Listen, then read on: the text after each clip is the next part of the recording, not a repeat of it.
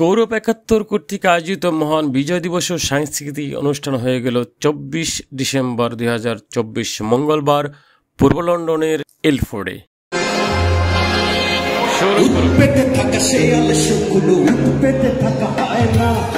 সংগঠনের সভাপতি আব্দুর রাজ্জাক মোল্লার সভাপতিত্বে কোরআন থেকে তেলাওয়াত ও গীতা পাঠের মধ্য দিয়ে অনুষ্ঠান শুরু হয়।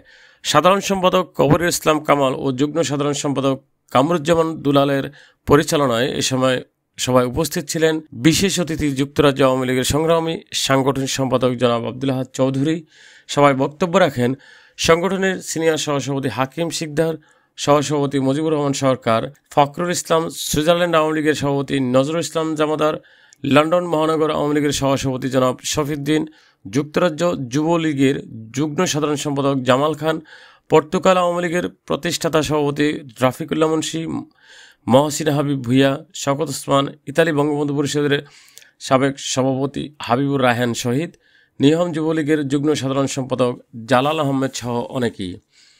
আলোচনা সভায় বীর মুক্তিযোদ্ধাদের সংবর্ধনা প্রদান করা হয়। বীর মুক্তিযোদ্ধাদের স্বাধীনতার পতাকা খচিত উত্তরে পরিয়ে দেন বাংলাদেশ ছাত্রলীগের কেন্দ্রীয় কমিটির সাবেক সদস্য ও বাংলাদেশ আওয়ামী লীগের কেন্দ্রীয় কমিটির সদস্য জনাব জহুরুল ইসলাম শিকদার।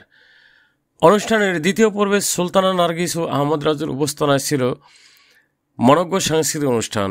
জাতীয় সঙ্গীত দিয়ে দ্বিতীয় পর্বটি শুরু হয়। এছাড়া নৃত্যশিল্পীদের নৃত্য ও শিল্পীদের গানে গানে জাঁকজমকপূর্ণ হয়ে ওঠে গৌরব ৭১।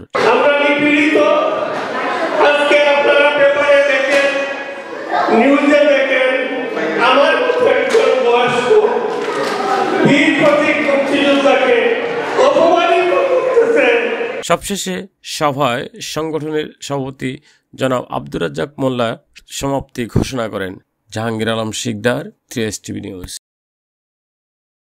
আজকে থেকে আমাদের একটা প্রমোশন স্টার্ট হবে। সো আপনারা যারা 3S টিভির ফলোয়ার্স আছেন, ভিউয়ার্স আছেন, তারা আমাদের ইয়োগিস রেস্টুরেন্টে এসে যদি 3S টিভির কথা মেনশন করেন তাহলে আপনারা পেয়ে যাবেন 15% ডিসকাউন্ট। 15% ডিসকাউন্ট পাওয়ার জন্য আপনারা অবশ্যই মেনশন করবেন 3S টিভির নাম। এবং আমাদের এখানে পুরো উইন্টার জুড়ে এই ডিসকাউন্টটা থাকবে, বাট অবশ্যই আপনাদেরকে মেনশন করতে হবে।